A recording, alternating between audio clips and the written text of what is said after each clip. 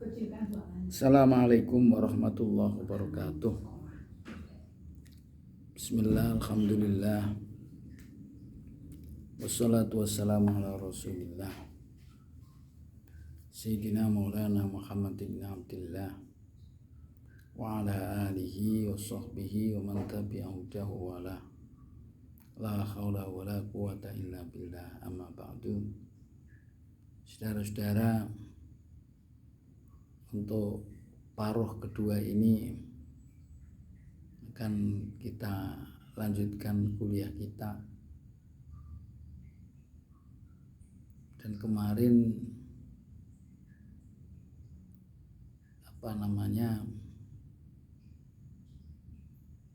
middle belum saya kursi semua, saya lihat beberapa.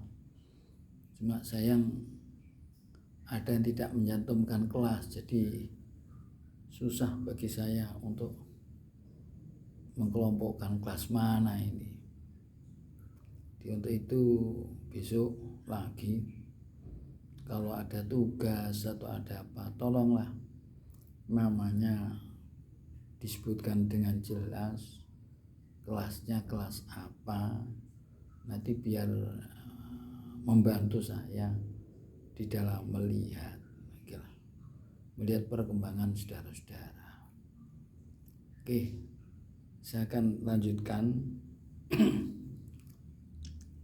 Dan ini tidak banyak, saya kira.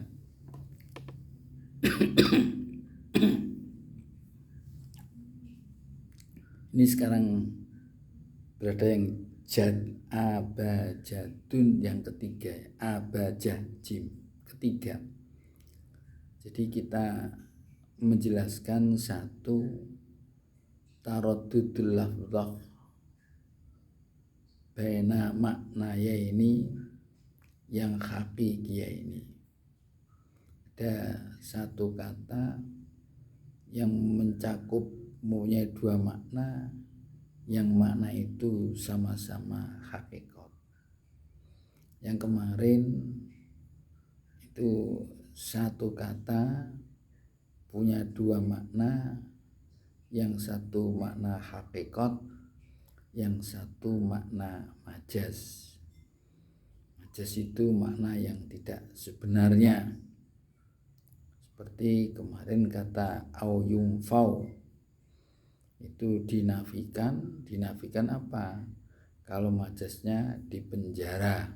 Kemarin sudah saya jelaskan panjang lebar. Nah, sekarang saya akan bacakan, saya coba membaca ini yang ketiga, yaitu taraddudul lafdhah mufradah bainal makna lughawi wa makna syar'i wal makna syar'i. Ada makna lughawi dan makna syar'i. Bagaimana istilahi dan makna syar'i. Seperti as-salat itu lughatan ad-du'a. As-salat itu kalau syar'an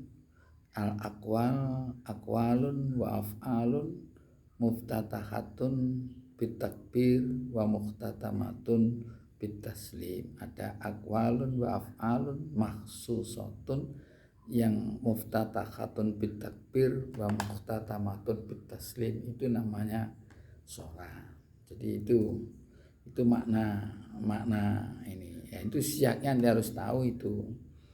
Contohnya di dalam Al-Quran, takhud min amwalihim shadaqatan tutahhiruhum wa tuzakkihim biha wa sholli alaihim inna sholataka sakanun lahum. Kata sholat di situ bukan bimana sholat, bukan bimana sholat yang seperti kita lakukan secara tapi juga ada ad-du'a.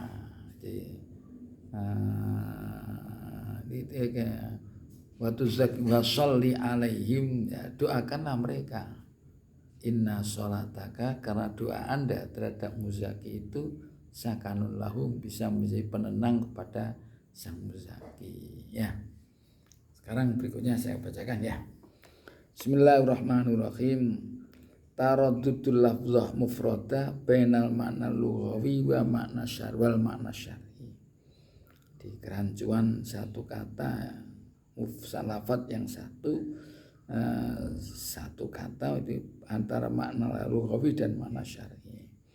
Wa min amsilatil ikhtilafin nasyi, contoh-contoh perbedaan yang timbul min taraddudil lafzah dari kerancuan satu kata, rancu bainal makna lughawi antara makna lughawi wa syar'i dan makna syar'i adalah ikhtilafuhum, itu perbedaan para ulama fi kalimati banatikum, di dalam kata-kata banatikum.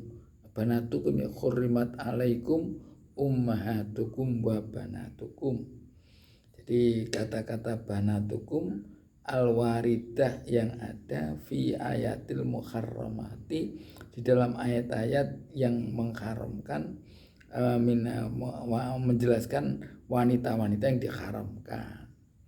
Hurimat alaikum ummahatukum wa banatukum wa akhwatukum, itu kan semua wanita. Wanita-wanita yang haram tidak boleh dinikah. Salah satu adalah banat. Bintun itu apa? Bintun ya anak. Ya memang artinya bintun itu anak. Ini fahamala Abu Hanifah. Abu Hanifah mengatakan ni ala ma yashmalu al binta al mutakhallaqata min ma'in zina. Kalau menurut Abu Hanifah, kata-kata bintun itu mencakup bintun yang tercipta daripada zina. Maksudnya anak zina itu termasuk bintun. Bintun ya ini. Karena nadron beliau melihat ila anha bintun bimakna lughawi. Itu bintun bimakna lughawi. Ya dia bintun ya anak. Jadi tidak mandang syar'i, ya pokoknya anak ya ini. Nah, oleh karena itu menurut Imam Abu Hanifah waro'a khurmataha, akan mengatakan haramnya bintun tadi alaman tuhul likat mimaihi, haram dinikah oleh orang di mana anak tadi tercipta darinya atau orang yang menzinai. Ya, ini kan bintun. Ini sekarang kasus banyak loh ini. Ini pun Abu Hanifah ya.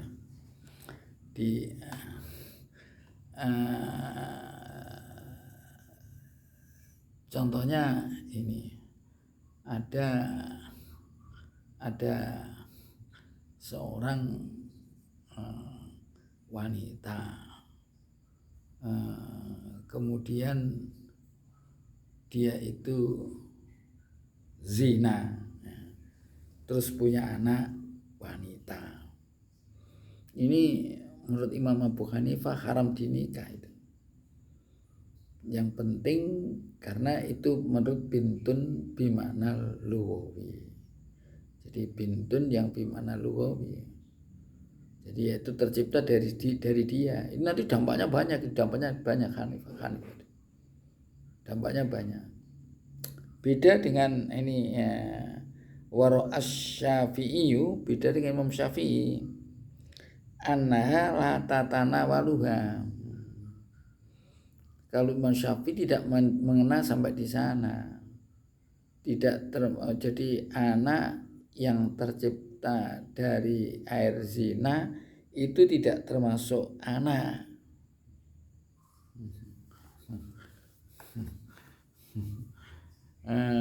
Ya fala tahrumu, maka dia tidak haram alaman tukhul likat mimaihi, dari tidak haram atas orang-orang di mana wanita itu tercipta dari spermanya, tidak haram.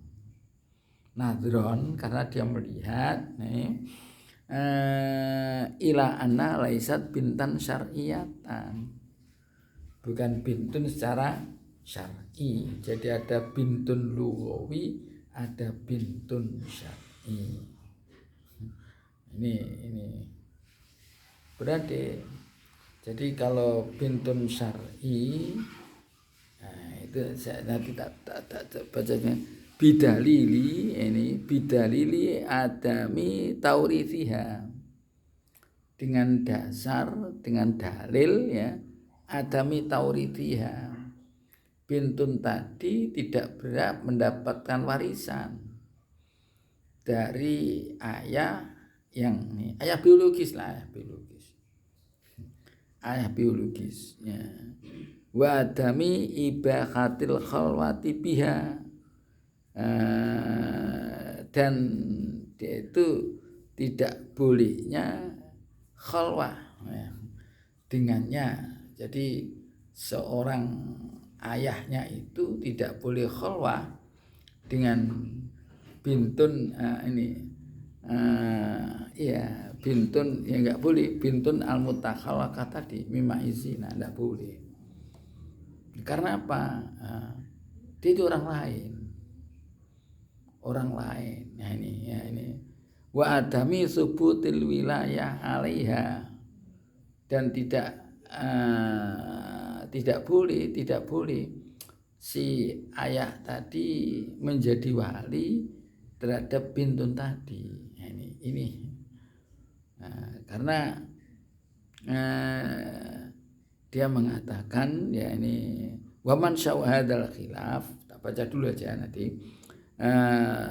Sumber dari perbedaan ini adalah taradudul lafdhah, kerancuan makna tadi, lafaz tadi, kata bintun tadi, bainal makna lughawi dan wa al mutawallid mimma irrajul mutlaqon. Ini penting itu. Jadi yaitu orang wanita, orang lah yang dilahirkan dari spermanya laki secara mutlak. Mutlak itu ya melalui zina atau tanpa zina, pakai nikah. Ini mutlak. Jadi asalkan pokoknya anak biologis lah. Anak biologis itu kan ada yang mengatakan biduni tanpa nikah, itu anak biologis itu. Jadi pakai nikah juga bisa dikata biologis.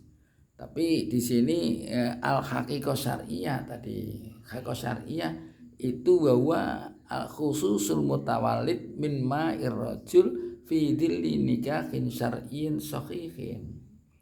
Jadi kalau menurut syar'i makna syar'i, wanita itu bintun itu yaitu orang yang lahir disebabkan sebagai dampak pernikahan yang sah dan benar. Ini sahihin syar'in, sahih secara syariat. Jadi ada dua ya. Jadi kalau bintun lughawi itu pokoknya anak-anak yang tercipta dari spermanya laki-laki mutlak. Ya. Itu termasuk bintun. Jadi kalau bintun mencakup anak zina. Kalau anak yang dampak lahir pernikahan dia termasuk bintun, dicakupannya lebih luas. Tapi kalau bintun itu syar'i, ini hanya khusus kepada man wulida binikahin syar'iyyin sahihin, suatu wanita yang dilahirkan sebagai akibat dari pernikahan yang sah dalam syariat. Jadi ini anak biologis sekarang kan. Mungkin adik-adik pernah beberapa saat itu mendengar cerita siapa dulu ada tokoh di Jakarta itu punya anak, yang anak itu member dengan dia, terus kemudian dia itu dibukti oleh ahli waris keluarga sana tidak diakui sebagai anak. Tapi ketika dia mengacu ke pengadilan terus lewat DNA, dibuktikan lewat DNA ternyata itu sama DNA-nya.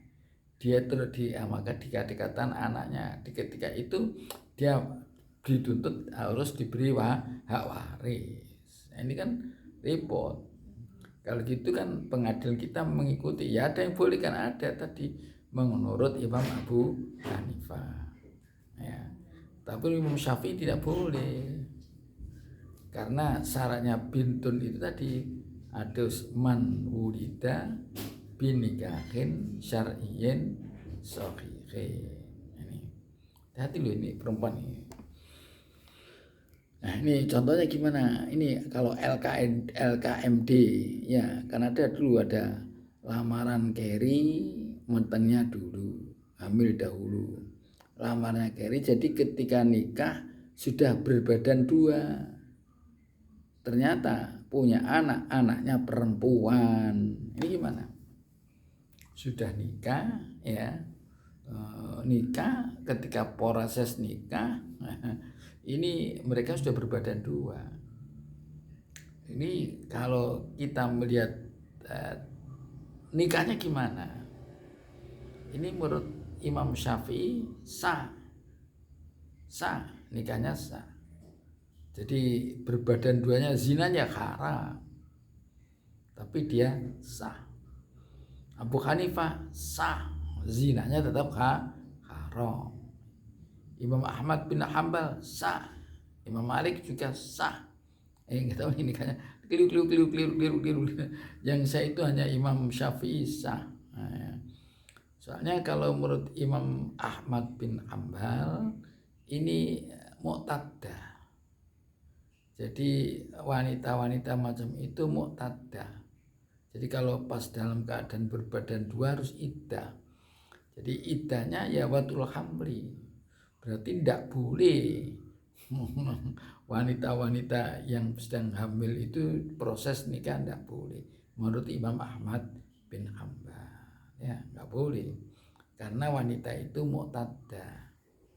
Tapi menurut Imam Abu Hanifah itu boleh, nikahnya boleh, zina tetap sah, zina tidak dosa ya, bolehnya nikahnya tetap sah. Cuma menurut Abu Hanifah tidak boleh kumpul, supaya jelas ini anak siapa dan itu anak siapa. Ya anak siapa itu biar jelas. Tapi ada mengatakan ya tadi ya, ini apa namanya, kalau Imam Syafi'i tidak apa-apa dikumpuli, tidak apa-apa. Karena apa? Tidak, karena apa? Nikah juga nggak apa-apa, dikumpuli juga tidak apa-apa. Karena wujudul hamli ka'adamihi, adanya itu seperti tidak ada. Ini kan nikahnya sudah. Jadi ini kalau tadi nikahnya itu dengan apa namanya, laki-laki yang menghamili ataupun laki-laki yang lain itu sama, insyaallah. Hati-hati, ini penting ini. Jadi kalau yang menikahi laki-laki yang menghamili, hukumnya juga sama. Kalau menurut Imam Ahmad bin Hanbal tidak boleh, karena dia mu'taddah. Kalau Imam Syafi'i boleh, dan nikahnya boleh, ya sikhu. Tapi tadi apa namanya, kayak menghamili, ya dia boleh kumpul, apalagi yang menghamili. Kalau Imam Hanafi tadi, kalau yang tidak, yang nikah itu bukan yang menghamili, ya tidak boleh. Apa namanya? Ibu kalau yang menghamili boleh kan, ya nikahnya kan yang menghamili boleh nikahnya boleh, dan boleh kumpul karena yang menghamili. Tapi kalau tidak menghamili ya tidak boleh ya. Kalau yang tidak menghamili ya tidak boleh, karena dia itu biar jelas nanti anaknya siapa, ya kan. Ini hati-hati ya, di Indonesia kan banyak sering terjadi, maksudnya orang-orang itu nikah dalam proses apa namanya, tadi apa namanya, dalam keadaan sudah berbadan dua. Ini banyak, itu nikahnya jelas sah. Kalau nikahnya, karena kita menurut saya katakan undang-undang perkawinan itu menurut mazhab Syafi'i, jadi sah dia. Cuma ya tadi, sahnya nikah tapi anak itu anaknya siapa. Ini tadi ya, anak itu intisabul walad itu kepada pada ibunya, bukan kepada Jadi kalau dari ab itu dia tidak boleh mewarisi ayahnya itu. Dia ayahnya tidak boleh menjadi wali. Susah itu. Ayah haram khulwah dengan dia karena dia halal dinikah kan haram khulwah. Tapi dia tadi kalau Imam Abu Hanifah itu kan mutlak. Ya. Tapi memang juga ada dampaknya. Ini kalau Imam Syafi'i tadi itu boleh dinikah. Masa nikah anak dewi itu boleh karena itu orang lain. Walaupun itu ibunya dia itu yang dizinakan ibunya itu. Ini kan orang lain, orang lain. Jadi apa namanya? Kalau menurut Abu Hanifah tidak boleh dinikah karena apa ya tadi karena apa namanya, Masya Allah ini itu waladus anaknya itu bisa dari sperma yang ditetapkan oleh laki-laki secara mutlak itu pakai binikahin atau bidunin nikah, pakai nikah atau tidak pakai nikah. Waladus zina itu termasuk bintun menurut Imam Abu Hanifah. Nanti konsekuensinya banyak tadi. Kalau itu termasuk itu ya banyak. Kalau dia itu boleh dinikah berarti juga karena termasuk anak. Lagi kalau tidak boleh dinikah karena termasuk anak, tapi dia nanti mendapatkan waris karena dia termasuk anak dan boleh menjadi saksi karena itu anak, boleh menjadi wali karena itu anaknya. Itu kalau pendapat Abu Hanifah. Tapi Imam Syafi'i tidak, beda. Imam Syafi'i karena dia menganggap bintun itu bintun syar'i. Kalau bintun syar'i dampaknya apa? Wanita yang hasil LKMD tadi itu boleh dinikah oleh ayahnya. Masa ayah itu nikah, ya itu karena dianggap tadi itu yang anak itu harus sebagai akibat daripada pernikahan. Kalau tidak akibat dari pernikahan bukan namanya anak.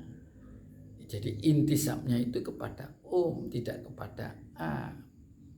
Maka ab boleh nikah dia, tapi ab tidak boleh menjadi wali dia karena itu bukan anaknya.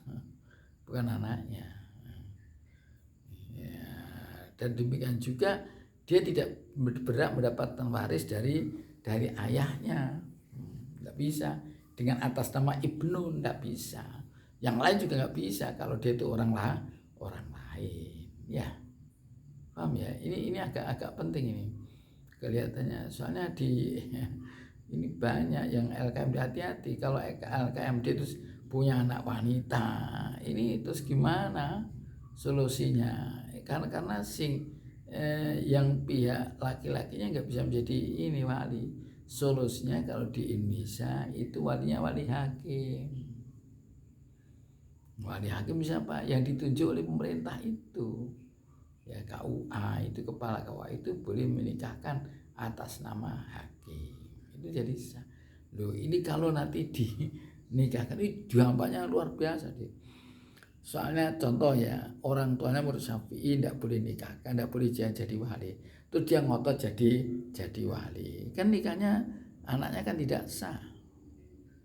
Karena apa? Karena nikahnya tanpa walinya tapi wali tidak sah kan nggak boleh.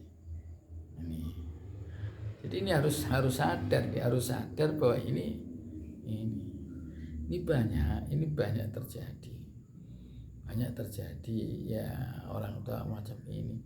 Dan orang tua kan ya malu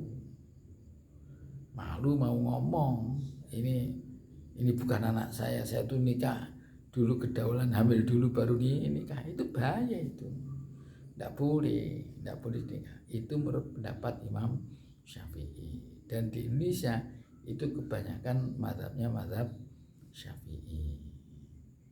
Oke, itu aja. Ini dulu kasusnya itu saya lihat itu dulu itu yang saya ngomongin tadi itu orang Banyuwangi itu ya itu pokoknya ada itu